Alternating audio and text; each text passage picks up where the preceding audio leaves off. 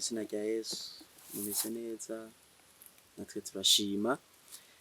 Ego ubushize twari twababwiye ukungene ubuzima bwari bwifashe kuva mu buto, nanone n'ubu turacabandanya kugira ngo mubashe kumva neza uko ubuzima bumeze, uko bigiye bitandukanye. Ego hamane nababwiye yuko jewe nanduruka inja gukizwa nayobonye mu nzozi, mbona umumarayika ariko arangendera mu joro, ari imbere yanje naje ndi nyuma ariko mu kuboko kugira ngo ndamufate, ariko hakagira yaho no mujikira kugira ngo ndamufate ukuboko yari karampa sinasuye kumubona. Niho rero naca nduga kubarabara campura n'umukobwa twari turi abagenzi kuko twabanana hafi, aca aratangura kumbwira ivyo gakiza, ariko uko nayisanzwe meze siko nari meze muri uwo mwanya kubera numva umengo no mu mubiri hari cahindutse. Hama arantumira kuja gusengera iwabo, ego naje ndamwemerera turagenda kuko nari numva yuko bikenewe, ariko sinari bwafati ingingo neza. Turajana gusengerayo, nabukeye ndanasubirayo numvise inyota yo gusubirayo, ndanasubirayo ndafata ingingo yuko ntegerezwa gukizwa. Niho ubuzima bwaje butangura guhinduka. Burya ubuzima ubu urimwo utaramenya umwami Yesu sibwo ubandanya ubamwo wamumenye. Hariho vyinshi bihinduka kuko hariho vyinshi biba wewe utazi ku bwawe, ariko bizwi n'uhoraho mu gihe uba waramumenye. Ego gerere vyakurikiranye, jewe nakiriye agakiza maze indwi imwe mu gakiza, niho natanguye kugwana n'imyuka mibi ikomeye cane, aho abenshi twari tuzi tugwana n'imyuka mibi mu buryo bw'impwemu canke mu buryo bw'inzozi, ariko jewe nategwa mu buryo bugaragara, tubonana mu maso mu yandi ndiko ndagenda canke nicaye ndi mu bikorwa runaka, niho nashobora gutegwa aho abandi bari bamenyereye bategwa mu buryo bw'inzozi canke mu buryo bw'impwemu. Ego ndibuka neza yuko natangwe gutegwa n'ico gitero, wari umunsi wa mbere ntangwe kuja mu masengesho ku karago kurarayo. Twatangura vendredi tugaheza dimanche mu gitondo. Niho nsohoza akenshi twaca dukunda guhurira mu barabara, wewe akabanza izina ariko jewe atawunzi, kubera nabona yuko ari umuntu nka jewe. Twarayaga vyinshi, ariko tumaze kuyaga agatangura kumbarira yuko afise isi yiwabo ushobora kujanamwo, nkaja gushobora gukorerayo imirimo. Mbese akanambwira ati imana muriko murakorera si imana, ati iyo mana mukorera mugasaba ikintu uno munsi ikaza kukiba hari uko haheze umwaka canke iyi myaka, atariko twebwe dufise umwami ushobora kubisaba uwo munsi nyene ukaranka ukarara ubirose. Aranambwira ati wemeye no muri uwo munsi nyene ubutuvugana noshobora uca ndabigushikiriza ivyo wifuza vyose. Nanje ndaraba ndavuga ati nturi imana kugira ngo ubishitse, ati kubera jewe nizera imana kuko ariyo yandemye, nta muntu yandemye, imana yandemye, kandi yandemye inyishimiye kandi ibona yuko ivyo bintu nzabishikako. Hama bimaze kuza biragenda uko biriyongera gose gushika ku munsi nari maze ukwezi nkijijwe, aho natewe cane cane cane n'umudayimoni. Uwo munsi nari mvuye muri aya masengesho nyene ari mu gitondo, ngiye muhira kwishanja inje muri kirte, dusubira guhura na wa muntu ubugira kandi arandamusa naye ndamuramusa. Arambaza ati waremeye yuko twoshobora kujana muri bwa bwami bwacu? Ndamubwira ati ubwo bwami ntabwo nzi, sishobora kujayo, sinovyemera. hama aranyinginga cane nanje ndamwankira, ariko agatima narifise imitima ibiri, umwe waravuga ati genda, uwundi ukavuga ati bireke. Ni kuvuga uwo mutima wavuga ati genda wari umutima kwa Satani, uwo nawe wavuga ati bireke wari umutima uva kuhoraho mw'ijuru. Ndavyanka, maze kuvyanka niho rero yacambarira ati ubu rero ngiye kuza ndagutesha umutwe buri munsi ati mpaka uvyemeye. Ca ntangura kugira ubwoba bwinshi cane, aho yanteye ubugira kandi turiko turayaga nkuko mvuze mu izina rya Yesu yaca asimba, nkabona yuko nawe agize ubwoba. Umunsi umwe rero niho yanteye ndi mu kayira ariko ndataha mvuye kuri eglise, nari mvuye muri wanje, amaze kuntera yari imbere yanje, arasubira arandamutsa naye ndamuramutsa, ca numva yuko nanje mu mutima bitameze neza mpindutse, ca ndashobora gutangura gusenga, ndasenga ariko nkumva ndiko ndasenga isengesho ryanje ntiryarenga aho narindi. Ico nitwaje nashiye mvuga mu izina rya Yesu gatatu, ko yari imbere yanje, maze guheza kuvuga mu izina rya Yesu gatatu no maze kumuraba ku maguru yiwe, bene data naciye nsanga ndamubona ku maguru, naciye mbona yambaye ibinono vy'impene. Aho narinzi narimenyereye mbona ibitungwa ibinono vyayo bisanzwe, ariko n'ubwa mbere nari mbonye umuntu ashobora kuba afise amaguru nk'ay'ibitungwa. Uwo munsi vraiment narabibonye n'amaso yanje, ndabibona neza neza. Muri uwo mwanya niho ubwenge bwaciye bwikupa, ca ndagwa ahantu ndahamara iminota myinshi cane, kuko mpresije uwo munsi hari nka 2:00 nashoboye kuvyuka aho hantu mu masaha y'ine. Urumva ko ari ibintu bikomeye cane.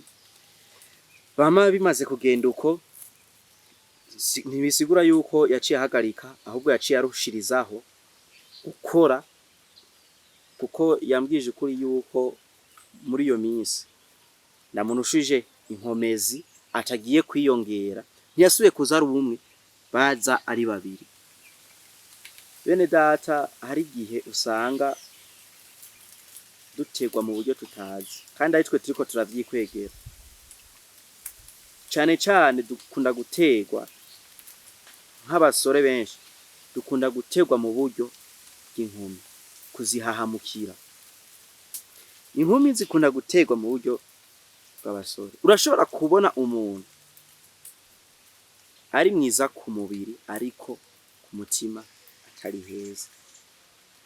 Ni kuvuga guhera muri iyo minsi baciye batangura kuza abantera ari babiri, buryaho nicaye ntangura kubabona baje bagasubira kumbaza ati waremeye yuko dushobora kujana? Nanje nkakomeza ndavyanka, kuko ntavyo narishaka, kuko narishaka gukorera umwami Yesu nidegemvya, kuko sinari gushobora kuja kumukorera narashaje, atanga uvu ntifise canke inkomezi ntifise zo gushobora kumukorera. Nashaka kumukorera nidegemvya. Ama ubugira kandi niho nashoboye gutegwa. Uwo munsi hari mu gitondo nari ngiye kurondera akazi, maze kugenda kurondera akazi niho twahuriye mu barabara. Arambaza ati nubu nturemera? Atoya. Ndavyanka. Niho yavuze ati ngo reka ndakwereke basi ubwami bwacu uko bumeze, hama ce tujana. Ndamubwira ati naho ubinyereka ntibiri ngombwa. Niho yamera nk'usanze amaboko, ca ntangura kwirabamwo, mbona bwa bwami bwabo ingene bumeze. Vraiment hari ahantu heza cane, hari amasura atandukanye, abantu beza, ariko ntibisigura yuko bari beza gusumbya ab'Imana. Ku mubiri vraiment bari beza, aho hantu hari hameze neza, ariko ku bwanje sinabona, nta hantu nari ndabona kuri iyi si tubayemo dutuyemo heza nkaho. Hari ibintu byinshi bitandukanye ngashobora kubibona, ariko ivyo sinabishaka ku mutima. Ariko akenshi naguma numva mu mutima wanje umengo naje no mwemerera tukajana, ariko kuko narinzi ico Imana yavuganye nanje biciye mu buryo runaka, umutima wo kuguma ku mwami Yesu wagumurimo, n'uwo mutima wundi wo kuguma untera kuvuga yuko nojayo wagumamwo, ariko uwo mutima wo kuvuga yuko nojayo nahemuka ndamutsinze. Bimaze kugenda uko niho nasuye gusenga, kandi biranka yuko nsenga. Muri uwo mwanya sinasuye kubabona imbere yanje, naciye mbandanya manuka, maze kubandanya manuka ngeze imbere casanga mu kayira ndiko ndacamwo ariko hariho ikintu kiri hagati mu kayira, hejuru harengeje ko kwibihunda. Ndavuga ati iki kintu coco kiri hano bimeze gute, cyashaka kugica ruhande, ariko kubwo amadayimoni akunda gukora cyane mu buryo butandukanye, akwegana ukuntu, sinashaka kuja kuraba ico kintu, ahubwo nashaka guca ku ruhande kugira mbandanye iyo ndiko ndaja, kuko n'amasaha yarakuze cyane yo gushobora kuja kurondera akazi. Niho rero uwo muka waciye unkwega, ca ndaja hamwe hafundikiye vya bintu, ca ndakurako vya bihunda, casanga ni inkono. Bene data, narageragejwe ukuntu nasanze ari ibintu bikomeye cyane, aho ntari kwigera ndabibona. Subwo nari ngiye kurondera akazi, muri uwo mwanya navuga ati kiraciyemwo, sinzopfa nsubiye kwiganyira ku kintu c'amafaranga, kuko maze kuraba indani muri iyo nkono nasanze ari inkono yuzuye amafaranga, kandi inoti z'ibihumbi 10. Nararavye ahubwo najewe mu mutwe birancanga, ndabura ubwenge, ndavuga ati ibi bintu bishoboka gute, bigenda gute? Naye ndayaraba vraiment, ndavuga ati hamwe no yasiga no bancizwe, kuko amafaranga yari menshi cyane gose, yari nko, kandi yari inkono nini nya gose. Ndavuga ati reka ndayatore, kuba nafise agasakoshi mu mugongo nari impetse karimo impuzu zo gushobora kwishanja ngira nkore. Aho no gatoyere kugira ngene gutora ya mafaranga nkozemwo, sinashishikaye kubona ahaciye yayongeyemwo. Maze gufata iyo sakoshi ngomba nkore muri amafaranga kugira nze kuyatora, ndashira mu sakoshi meze nk'ukoramwo, amafaranga yaciye ayonga. Sinashoboye kubona ahayongeye, ahariho sinashoboye kubibona. Nasubiye kuraba sanga inkono yera, kandi nariko ndabona inkono yuzuye amafaranga, kandi imifungo ipangapanze iboshe. Sinashoboye kubona rero iyayongeye, ca ndabandanya manuka gatoyi. Uwo mukobwa yahora aza kuntera iryo dayimoni, ca turahura, rirambwira ati akarorero ka mbere ntiwakabonye, ati nubu ntiwofata ingingo ukaza akwereka aho dushobora gukura ubuzima busumba ubwo muriko murasabira ngo muri izo mana zanyu.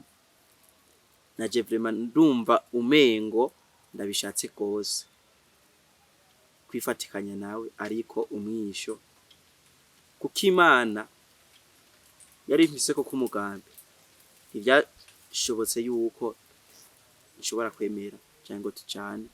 Muri uwo mwanya naciye nibaza, ndavuga ati ko birinze bigenda kukijeho nogenda shizeyo bakanyihinduka, ati ivyo ntivyoshoboka.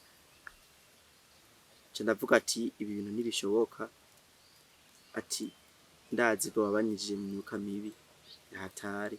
Ndavuga ati reka ndabireke, ca ndabivamwo. Muri uwo mwanya n'akazi ko ya masaha yararenze, sinashoboye kubandanya, naciye nsubira muhira numva mu mutwe vyandenze. Subwo nari fise igihaba c'amafaranga, ariko ho nari mbonye agakura. Novuga ko kari agakura vraiment, ko yari incuro ya mbere nari mbonye amafaranga yobangana nkuko canke ivyo bintu vraiment. navyo nari bwabone. Niho maze gutaha nshitse muhira, kubera muhira nta numwe yari ahari, nicaye mu rugo mfise Bibiliya ndiko ndisomera, ndiko ndasoma, niho naciye mbona ishusho aho nari nicaye mu rugo. Maze kuyibona iri imbere yanje, je sinabishizeko ku mutima, naciye mbandanya nsanzurura Bibiliya ndasoma.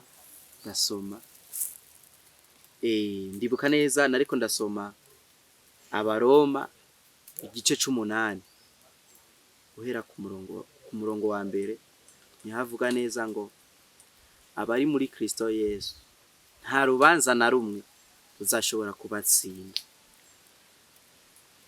Iryo jambo kuko niryo nashikiyeko mvuye aho hantu, niryo nashikiyeko ndiko ndasoma, byabaye bwa mbere nari ndahasomye cyane, umva umengo gize inkomezi muri jewe kuvyo mpejeje guhura navyo, ivyo mbonye, ivyo numviye, naciye numva umengo rigize inkomezi kuri jewe, cumengo norushirizaho gusenga nkuko nahora nsenga. Muri uwo mwanya iyo pusi maze kugenda, wa mukobwa cyarongera aragaruka.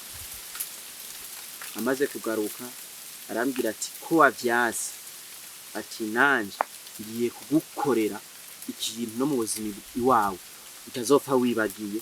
Nambwira ati ibyo ukora byose nanje nditeguye, ati nanje ndafise umugabo angwanirire ariwo Yesu. Mvuze Yesu agaca shiduka, agaca agira ubwoba nawene, ukamengo ni nk'umuntu amukubise. Muri uwo mwanya niho numva imyuka inyinjiye, ndabura amahoro, ya Bibiliya nari ifise camera nk'uyiterera ku ruhande hasi, kuburyo yaho ntasubira no kuyiyumvira. Ambwira ngo ngomba ndakubaza irya nyuma, arambaza ati wemeye gusubira kugaruka mu bwami bwacu canke wavyase? Nambwira ati ntibishoboka, ubu nanje mfise umwami Yesu ndiko ndakorera, ntibishoboka ko nsubira kuza muri ubwo bwami bwanyu. Ati kuko ubwami bw'Imana jewe nizigiye uhoraho ntakekeranye, kuko ari we yandemye. Muri uwo mwanya avuga ati sawa, ati ugomba wibonereko. Nanje ndavuga ati unyeretse vraiment nanje ndaza kwirabira. Ati nanje turabiraba. Niho yakoze inyuma mu mugongo, aca sokora agakoni kirabura kagufi kirabura, acamira nk'ukangira mu zosi. Muri uwo mwanya sinashoboye gusubira kuvuga nkuko nariko ndavuga, aho nyene ijwi yaciye rikupika ca riragenda, ubwenge ndatangura kububura, twebwe ndatangura kububura, ca ndidananiza, ca niruka mu nzu, biranka ko ntora amazi ngonwe, nja kuryama. Aho zari isaha 4 z'agatondo, nasubiye kuvyuka saa 8.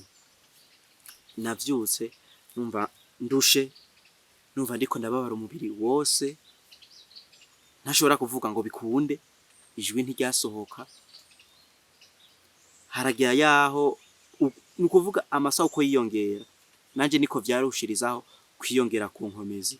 Aho sinashobora kuvuga ngo bikunde, ariko mu yandi masaha sinashobora kumva n'ikintu uri kurambarira, kuko muri uwo mwanya muko tuvugana nakoresha systeme y'ikiragi. Warashobora kubera muri uwo mwanya bikiba, haheze umwanya bikiba, warashobora kumbwira ikintu nkacumva, hama nanje nkakikwereka kuri esinye nk'izabarage. Niko vyagenda, ariko muri uwo mwanya bimaze uko amasaha yiyongera, niko vyagenda birahindura, birashika yaho amatwi nasubira kumva na kimwe. Burira mujoro haca haza umuntu, aho nashoboye kumenya, arambwira ati kubera iki uriko uranka ivyo bariko barakubarira? Ati ni je nyene kubatuma. Ati raba uhindure, uze dukorane muri ubwo bwami, ati duhindure amahanga. Naye ndamubwira ati ntivyoshoboka, ariko nabivugira mu mutima ntivyakunda yuko nserura kugira ndamubwire ku munwa vyakunda maze kumubwira uko niho haciye avuga ati komera rero nawe twibonereko ati nakazi kawe ati nta kundi ico nishimikiza muri uwo mwanya mengo narifise amanyama ego nivyo amanyama nari ndayifise kuko nari nizigiye umwami Yesu ashobora kungwanirira amanyama nari ndayafise mu mutima wanje ntaco byambwira kuko navuga ati ibi birashobora kuba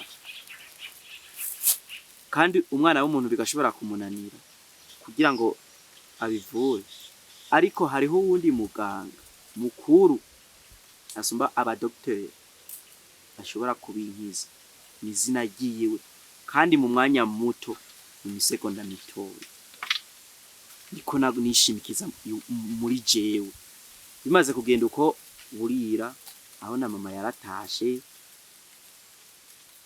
turayaga kuri esinye abantu bakunda kwinwera utuyoga murabizi usanga hari byinshi biba biri mu mutwe ni kuvuga ntabariwe abari karavuga abagizwe n'abantu babiri umwe aravuga n'undi akavuga vraiment uwo munsi turashobora tukaganira